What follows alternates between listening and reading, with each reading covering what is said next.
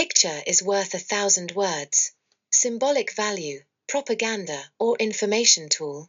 This is what we will look into here, by describing the importance of iconographic documents in the dissemination of information and for worldwide recognition of the Solidarnosc movement, born in Poland in 1980. To start, let's look at the graphic design of the word Solidarnosc. The first poster was created by Jerzy Januszewski, a young graphic designer from Gdansk, who gave it as a gift to the Intercompany Committee and then to the Union. Januszewski describes how he witnessed the emergence of solidarity and a social movement. To express his support, he created this symbol inspired by the word solidarity in the strike newsletter. The graphic form of the slogan shows letters supporting each other, like people in a crowd. And to top it all off, the flag flies over it to symbolize that the problem is general, that it's a mass movement. As for the sloppy look of the letters, it reflects the informal communication present on the walls during the strike. The image has shown itself to be a very educational and accessible means of expression when you want to get a message across. Badges were fashionable in the 80s, and with the Solidarnosc movement an impressive number of varieties and shapes were produced to show support for the movement or other related causes. And now, let's take a look at a few examples of badges. The Confederation of Independent Poland. The Independent Students' Union.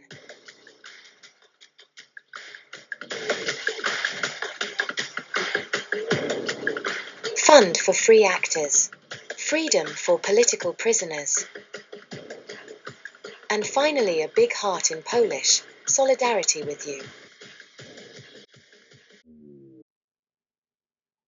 It also happens that despite an identical shape, the badges illustrate very different opinions, and others are very clear if you know that the Polish United Workers' Party, PZPR, was the communist political party which held power from 1948 to 1989 and which banned Solidarnosc after martial law was introduced. And then there are badges for peace, or to be more precise, for the Nobel Peace Prize awarded to Lech Walesa in 1983. He did not go to the ceremony himself for fear of not being able to return, and it was his wife who made the journey. By his side, the entire Solidarnosc movement was pacifist, despite the persecutions. Of course, there are badges of the Pope, in this very Catholic Poland known as a great defender of peace and human rights throughout the world. Pope John Paul II, or Karol Wojtyla as he was known before becoming Pope, led actions in Poland to guarantee religious freedom, but also fought for workers' rights.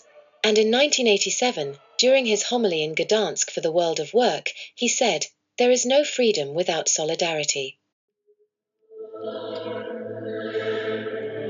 Solidarity is also present within the church, and the church is also with Solidarnosc. You find it even at the Gdansk shipyard, as illustrated by this photo of Leszek Biernacki taken during a public confession. Around the priest, hundreds of workers are on their knees. Lech Walesa can be seen holding the microphone in the top right corner.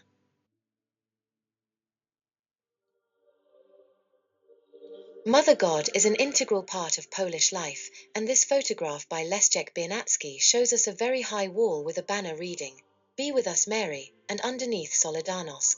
At the foot of this huge wall, two women light candles as if it's an altar. At the time, Biernacki was a young art school graduate with a passion for photography. He always carried a camera with him and produced a great deal of photographic documentation that was highly evocative of the period. As we have just seen, the religious fervor is great in the support of the movement, but the will and strength of the people is also manifested by other actions. This is clearly shown here during a demonstration. The Solidarnosc banner rises forcefully above a blue wall of policemen. The Solidarnosc logo is everywhere.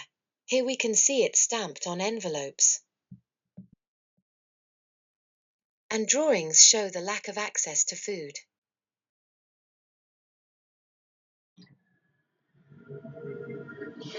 And we can well imagine that life is not easy in the face of a government that has instituted martial law, even if Solidarnosc forms an unshakable unit that is resisting. This resistance, as we have seen, is expressed through a wide variety of creative means, including satirical cartoons that boldly and sometimes humorously denounce the failings of Jaruzelski's government.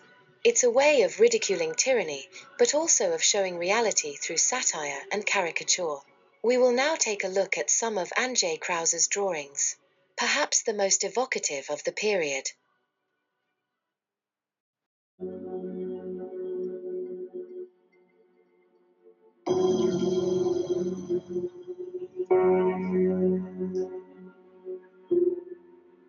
Known in Poland for his satirical drawings, Krause also contributed to Tygodnik Solidarność, an underground weekly and anti-communist publication. His drawings illustrate the repression of the militia and the military in the face of a people demanding justice and peace.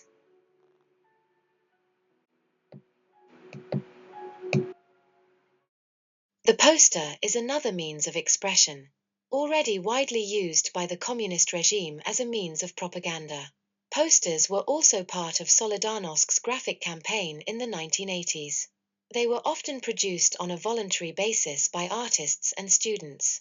Their expressiveness used the metaphor of the symbol and humor with a graphic choice that moved away from the art favored by the regime and censorship. We have now come to the end of this presentation of badges, pins, photographs, cartoons, and posters that carry important messages and give us a glimpse of the reality of solidarity in the 1980s.